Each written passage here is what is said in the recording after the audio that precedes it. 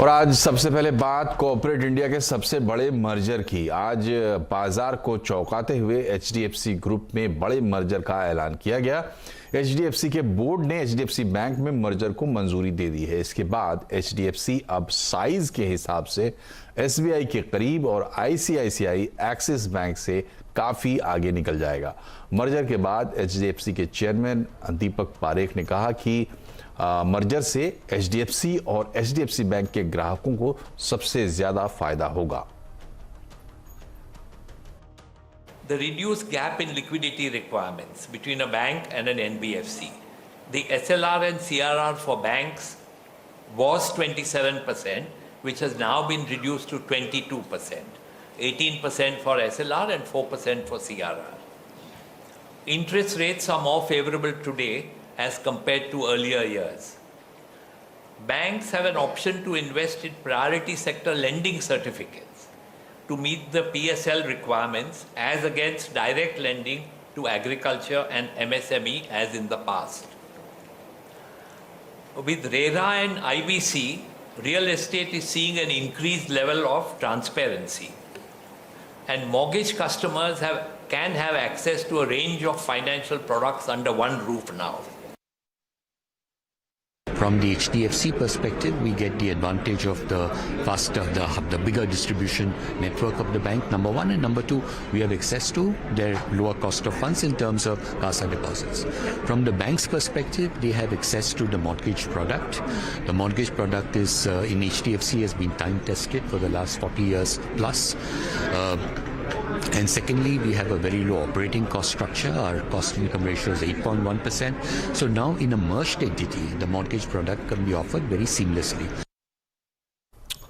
और इस बड़े मर्जर की असली कहानी और पर्दे के पीछे क्या सोच है इस मर्जर को लेकर, ये समझाएंगे हमारे साथ हमारे सहयोगी यतिन मोता जुड़ चुके हैं। बताएं यतिन।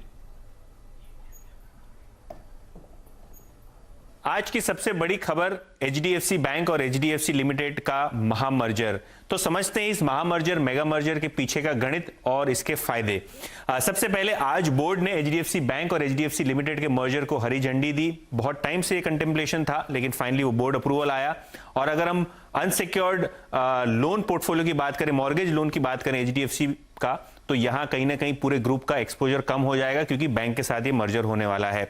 स्वैप रेशियो भी समझ लेते हैं। अगर आपके पास 25 शेयर एचडीएफसी लिमिटेड के हैं तो आपको 42 शेयर्स एचडीएफसी बैंक के मिलेंगे। इसका मतलब सीधा है एचडीएफसी लिमिटेड जो है वो मर्ज हो जाएगी एचडीएफसी बैंक में, और फाइनल एंटिटी जो है वो एचडीएफसी बैंक रहेगी। कुल मिला के अगर हम देखें तो 15 से 16 लाख करोड़ की मार्केट कैपिटलाइजेशन एचडीएफसी बैंक और एचडीएफसी लिमिटेड की कंबाइंड बेसिस पे हो जाएगी। ये सौदा जो है बुक वैल्यू एक्रीटिव है लगभग 8% से, और यहां काफी सारे आपको फायदे आते हुए दिखाई देंगे। एक बाय एक आपके पीछे जो बिजनेस सिनर्जीज हैं वो आपके स्क्रीन पे आएंगी।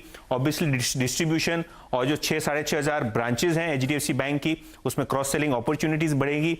जहां तक कि एचडीएफसी लिमिटेड का सवाल है, इनके काफी सारे इन्वेस्टमेंट्स हैं जहां होल्डिंग कंपनी डिस्काउंट लगता है, तो वो होल्डिंग कंपनी डिस्काउंट बहुत कम हो जाएगा। ईपीएस एक्रीटिव डील तो है ही, लेकिन अगर हम बात करें सिनर्जीज की, तो कॉस्ट ऑफ फंड्स जो होते हैं बैंक्स के लिए और मॉर्गेज कंपनीज के लिए वो कम होते हुए दिखाई देंगे। रिस्क एडजस्टेड पोर्टफोलियो भी आपको बेहतर तरीके से प्रदर्शन करता हुआ दिखाई देगा। इसमें कैपिटल बेस भी बढ़ेगा और जो कैपिटल एडिक्वेसी रेशियो है इस पे भी पॉजिटिव इंपैक्ट पड़ेगा। और मर्जर के बाद क्योंकि एचडीएफसी लिमिटेड के शेयर्स हैं एचडीएफसी बैंक में, तो यहां लगभग 7% का एफआई हेडरूम खुल जाएगा, यानी फिर से एक बार एफआई जो है कंबाइंड एंटिटी में निवेश कर सकेंगी, और कॉस्ट ऑफ फंड्स जैसे कि मैंने पहले कहा आपको गिरते हुए दिखाई देंगे।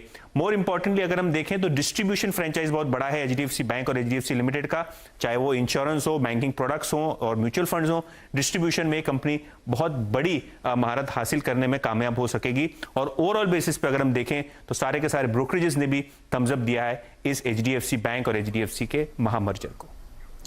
तो ये थे मर्जर के फंडामेंटल, और बाजार पर भी यही कहानी हावी रही। इस महाविलय से आज बाजार भी झूम उठा।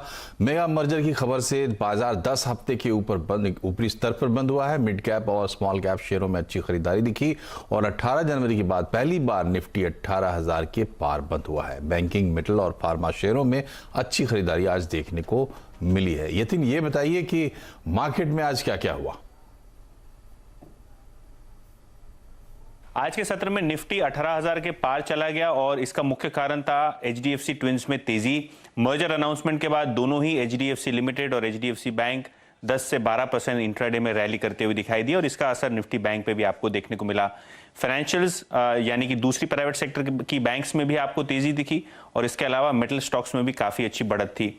निफ्टी के गेनर्स लूजर्स की बात करें तो आपके स्क्रीन के ऊपर जो गेनर लूजर्स आएंगे निफ्टी के, उसमें सबसे पहले आपको एचडीएफसी बैंक और एचडीएफसी लिमिटेड नजर आएंगे, क्योंकि ब्रॉडली अगर हम देखें तो यहां आपको लगभग 10% का अपटेक आता हुआ दिखाई दिया, क्योंकि ट्रांजैक्शन काफी पॉजिटिव है दोनों ही फाइनेंशियल इंस्टीट्यूशंस के लिए। इसके अलावा अदानी पोर्ट्स और एचडीएफसी लाइफ में भी आपने 3 से 4% का इंट्राडे मूव देखा।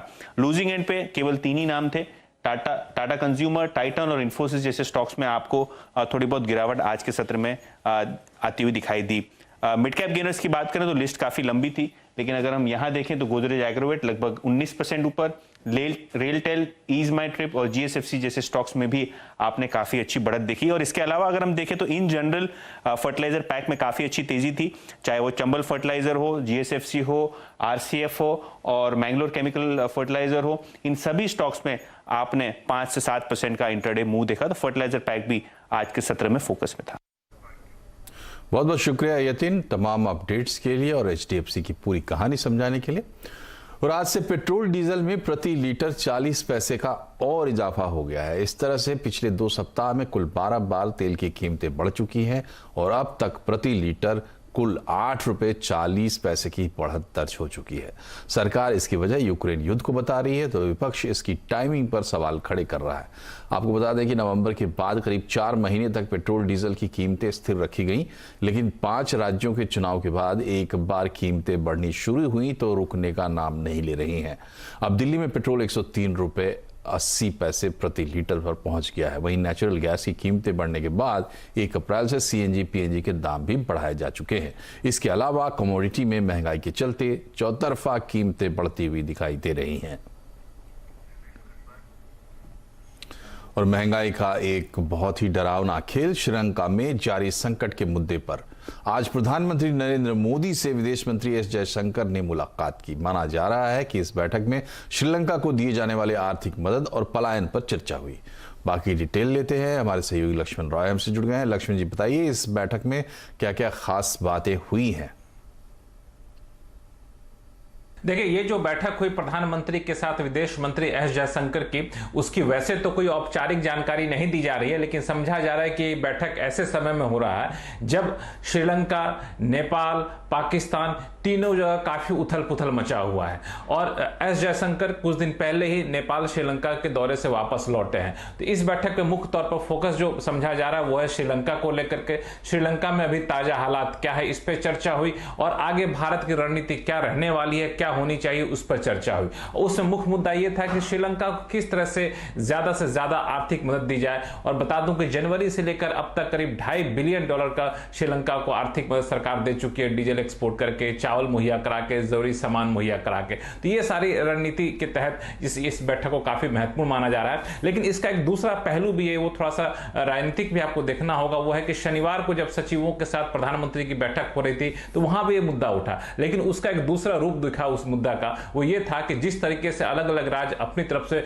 मुफ्त में सुविधाएं देने का ऐलान करते हैं, तो कई राज्य अगर ऐसे ही करते हैं तो वो भी श्रीलंका के तरह भी आर्थिक रास्ते पे चल पड़ेंगे और आगे चलकर हालत ऐसे ही खराब हो सकती है। तो भारत में भी ये मंशा बन रही है कि आधिकारिक स्तर पर ही सही राज्यों को नसीहत दी जाए कि ज्यादा मुफ्त के सामान बांटने, मुफ्त की सुविधाएं बांटने से परहेज करिए। लेकिन फिलहाल सरकार का फोकस ये है कि श्रीलंका को कैसे आर्थिक मदद पहुंचाई जाए और नेपाल और पाकिस्तान में राजनीतिक हलचल है उस पर भी पैनी नजर रखी जाए। तो लक्ष्मण जी ये बताइए, श्रीलंका में इस वक्त क्या कुछ चल रहा है जिसके चलते यहां इतना विचार मंथन हो रहा है? देखिए, वहां स्थिति हालात दिन ब दिन काफी बदतर होते जा रहे हैं और जो तस्वीरें हम लोग देख रहे हैं उससे जाहिर तौर पर अंदाजा ये लगाया जा रहा है कि वहां पे आम लोगों की परेशानियां काफी ज्यादा बढ़ गई हैं। कर्फ्यू लगा दिया गया है, पेट्रोल पंप पे सेनाएं तैनात कर दी गई हैं। लेकिन देर रात तक जो डेवलपमेंट हुआ वो अपने आप में अलग था। वहां पे सरकार की तरफ से इस्तीफा देने की बात हुई, फिर विपक्षी पार्टी ने वहां पे कहा कि हम सरकार यहाँ पे बनाएंगे और सरकार बनाने में सहयोग करने की बात की गई। तो आर्थिक संकट से मामला गहराता राजनीतिक आर्थिक संकट पे जा रहा है। और इसके भी 2-3 पहलू काफी महत्वपूर्ण है। पहली बात कि इस पूरे आर्थिक संकट के पीछे एक राजनीतिक वजह मानी जा रही है कि जिस तरीके के श्रीलंका की सरकारों ने अपने यहाँ शासन किया, वो इसके पीछे एक बड़ी वजह है। लेकिन चूंकि इसके दूरगामी असर पड़ने वाले हैं, चीन से कैसे रिश्ते रहेंगे, चीन से काफी आर्थिक मदद मिला हुआ था श्रीलंका को, चीन ने उन मदद में जो शर्तें रखी थी उस शर्तों में रियायत देने से मना कर दिया। अब भारत की रणनीति यहाँ पे क्या रहने वाला है, क्योंकि भारत शुरू से कहता रहा है कि पड़ोसी देशों को प्राथमिकता देंगे। तो इस लिहाज से देखें तो वहां पे स्थिति जो है वो काफी तनावपूर्ण तो है ही, लेकिन इसमें अब काफी अहम भूमिका होगी भारत की। चीन का रुख क्या रहने वाला है ये भी देखने वाली बात होगी। लेकिन राजनीतिक हलचल कल देर रात से काफी तेज वहां पे हो गई है। बहुत बहुत शुक्रिया लक्ष्मण जी। तो श्रीलंका में आर्थिक चक्र टूटा है, इसलिए परेशानियां इस तरीके से बढ़ रही। बहरहाल हमारे दूसरे पड़ोसी पाकिस्तान की बात करते हैं। पाकिस्तान की सुप्रीम कोर्ट ने अविश्वास प्रस्ताव खारिज होने को लेकर अपना फैसला कल तक के लिए टाल दिया है। सुनवाई के दौरान कोर्ट ने कहा कि संसद में जो कुछ हुआ उसकी समीक्षा जरूरी है और सुप्रीम कोर्ट तार्किक आदेश जारी करेगा। कोर्ट ने विपक्षी दलों को की फुल बेंच गठित करने की मांग ठुकरा दी। कोर्ट ने इस मामले पर कल दोपहर में फिर से सुनवाई की बात की है। आपको बता दें कि कल पाकिस्तान की संसद में डिप्टी स्पीकर ने इमरान सरकार के खिलाफ अविश्वास प्रस्ताव को खारिज कर दिया था।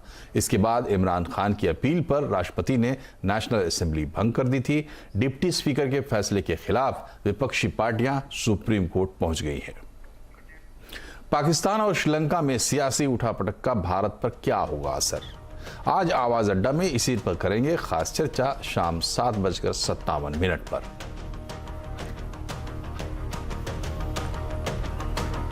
और अब पड़ोस से निकलकर उससे थोड़ी सी दूर यूक्रेन, रूस यूक्रेन युद्ध के 40वां दिन है आज, और आज चिंताजनक खबरें वहां से आई। यूक्रेनी सेना ने मास ग्रेव मिलने का दावा किया है। यूक्रेनी सेना ने कहा है कि कीव से 18 मील दूर बुका शहर में उन्हें निहत्थे यूक्रेनी नागरिकों के कंकाल मिले हैं। उनमें से कुछ के हाथ बंधे हुए हैं और उन्हें यातना देकर नजदीक से गोली मारी गई है।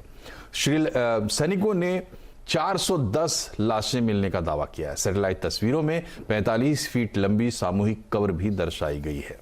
यूक्रेनी राष्ट्रपति जेलेंस्की ने रूसी सेना को हत्यारे और रेपिस्ट की संज्ञा दी है। कई पश्चिमी देशों ने इसकी निंदा की है और जांच की मांग की है।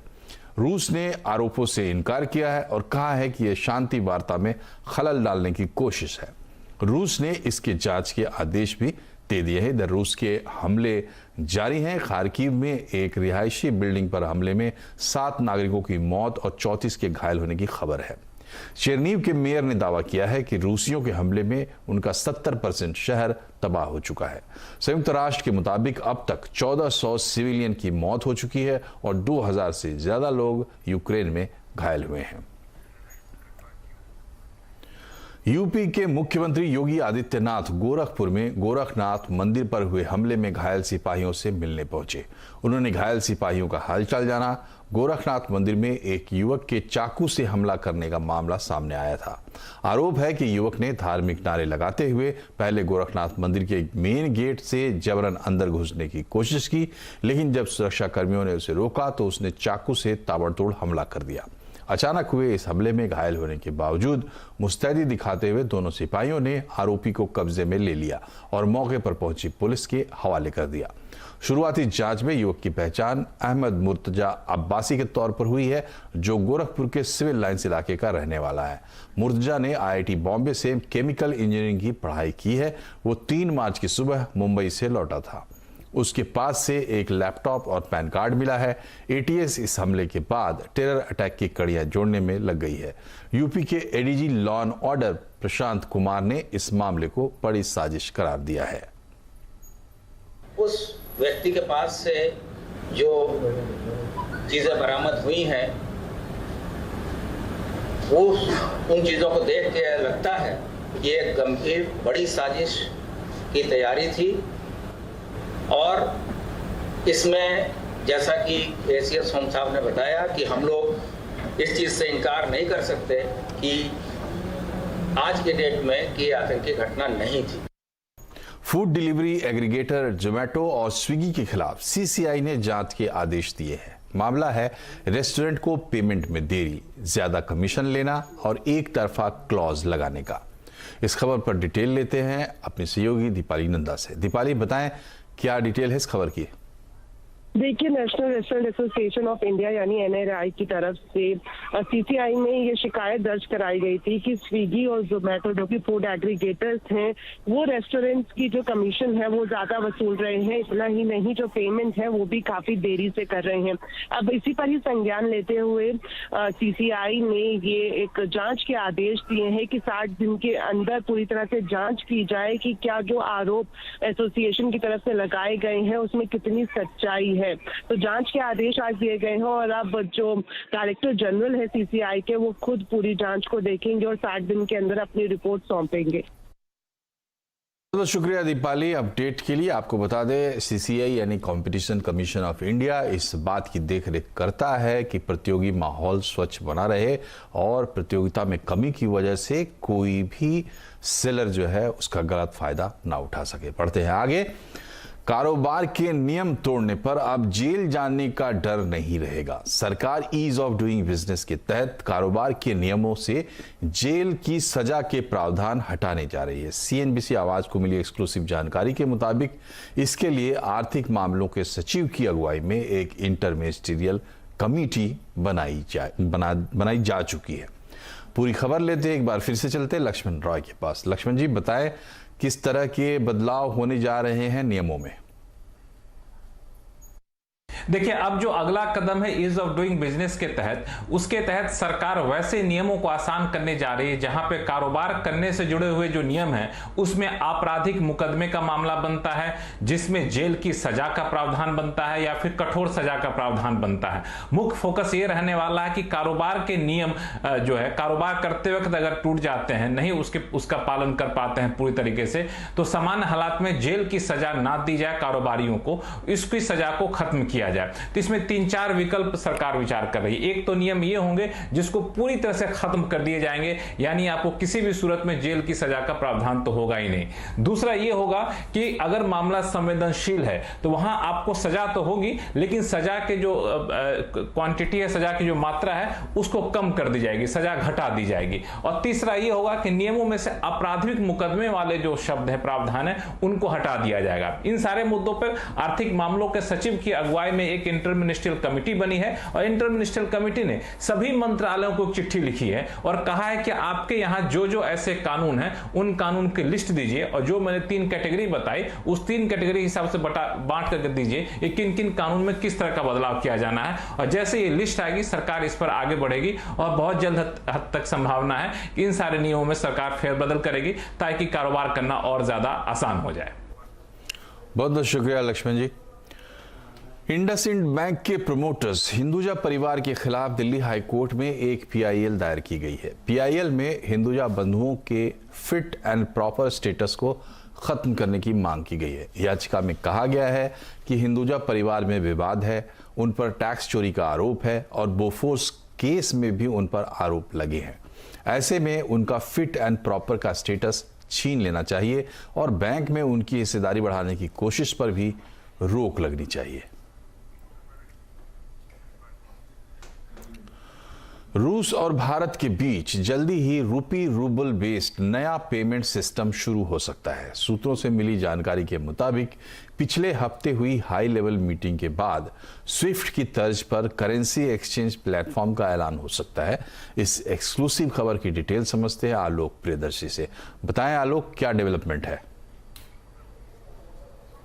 देखिए, इस वक्त जो सबसे बड़ी डेवलपमेंट हो रही है कि रशिया के साथ जो रूपी और रूबल के बीच में पेमेंट सिस्टम को लेकर एक नया मैकेनिज्म बनाने की जो बात है वो आने वाले दिनों में यानी कि 1 हफ्ते से 2 हफ्ते के भीतर इसका ऐलान हो सकता है। सीएनबीसी आवाज के सूत्रों से जानकारी मिली है कि जो पिछले हफ्ते रशिया और इंडिया के बीच में जो हाई लेवल टॉक्स हुई थी उस दौरान इसको लेकर सहमति बन चुकी है और इसमें खासतौर से आरबीआई और रशियन स्टेट डेवलपमेंट बैंक जो है VEB उसके बीच में ये करार हो सकता है और यहीं पर ये सिस्टम इंस्टॉल किया जाएगा जिसके जरिए रूपी और रूबल टर्म्स में पेमेंट हो सकेगा। खासतौर से इसको स्विफ्ट जो वेस्टर्न कंट्रीज का सिस्टम है उसकी तर्ज पर बनाया गया है और उसके बाद ये कई सारे जैसे रशियन क्रूड इंपोर्ट को लेकर काफी अहम तो है ही है, साथ ही साथ जो इंडिया से एक्सपोर्ट होते हैं कमोडिटीज उसको लेकर भी काफी ये महत्वपूर्ण सिस्टम बन सकता है। इसमें आने वाले दिनों में कुछ और देशों को भी शामिल किया जा सकता है, हालांकि बातचीत अभी बहुत इनिशियल है, लेकिन फिलहाल ये सिस्टम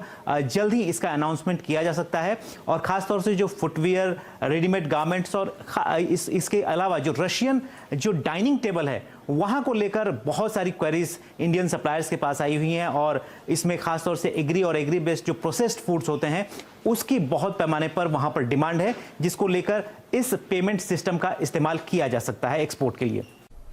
बहुत बहुत शुक्रिया आलोक।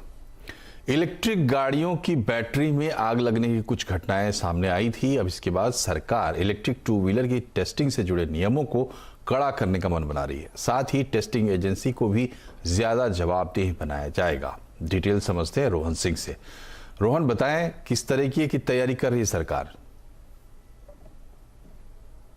जो हालांकि ये शुरुआती सुझाव हैं और जो फाइनल रिपोर्ट है इस कमेटी की वो आनी बाकी है, लेकिन शुरुआती सुझाव में 3-4 बिंदुओं पर बात रखी गई है। सबसे पहले जो इलेक्ट्रिक टू व्हीलर हैं उनकी टेस्टिंग की ज़रूरतों को और ज़्यादा कड़ा बनाने की बात कही है। खासतौर पे थर्मल रनअवे जो है उसे अलग अलग टेम्परेचर पर करने की बात कही गई, यानी कि बैटरी का जो ज़्यादा गर्म हो जाना होता है, इस वक्त अधिकतर जो टेस्टिंग है वो कोल्ड कंट्रीज़ के हिसाब से की जाती है, उसे बाकी अलग अलग टेम्परेचर पर किया जाए, इसकी बात रखी गई है। दूसरी तरफ जो इलेक्ट्रिक टू व्हीलर लो स्पीड होती हैं उनको अब तक उनमें कई तरह की टेस्टिंग नहीं की जाती है, इस वक्त उन पर टेस्टिंग का दायरा बढ़ाने की बात कही गई है। तीसरा, जो ARAI और ICAT जैसी टेस्टिंग एजेंसीज हैं उनको जवाबदेह बनाया जाएगा, यानी कि उन्होंने अगर किसी गाड़ी की टेस्टिंग की है और उसमें कोई प्रॉब्लम आती है बाद में तो उन्हें उसके लिए जिम्मेदार ठहराया जा सकता है। और इसके अलावा सायम जो है उनसे कहा गया है कि वो सुझाव दे कि किस तरीके से इस तरह की जो घटनाएं हैं वो ना हो, उसको लेकर इंडस्ट्री की जो राय है वो मांगी गई है। और चौथा, जो फेम के तहत जितनी अलग अलग तरह की सब्सिडी मिलती है उन सभी कंपनियों को अपना ऑडिट करवाना पड़ेगा, थर्ड पार्टी ऑडिट करवाना पड़ेगा। ये जो कंपोनेंट वो कहाँ से सोर्स करते हैं उसके बारे में जानकारी देनी पड़ेगी और सरकार ये देखेगी कि जो सोर्स किया जा रहा है वो कहीं सब स्टैंडर्ड सामान तो नहीं है जो कि भारत में आके डंप किया जा रहा है। बहुत बहुत शुक्रिया रोहन। ग्रैमी अवार्ड में एक बार फिर भारतीय संगीतकारों ने नाम कमाया है। रिकी केज ने best new age album category में डिवाइन टाइड्स एल्बम के लिए ग्रैमी अपने नाम किया है। ये उनका दूसरा ग्रैमी अवार्ड है। 2015 में विंड्स ऑफ समसारा के लिए भी रिकी ने ग्रैमी जीता था। इसके अलावा भारतीय मूल की अमेरिकन सिंगर फागुनी शाह को बेस्ट चिल्ड्रन म्यूजिक एल्बम अ कलरफुल वर्ल्ड के ग्रैमी से नवाजा गया है। फागुनी ने अपनी संगीत की शिक्षा मुंबई में उस्ताद सुल्तान खान से ली है।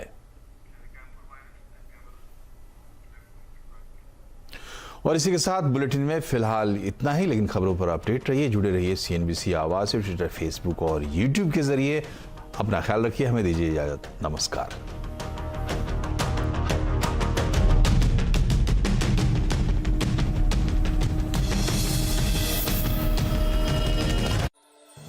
के प्रायोजक हैं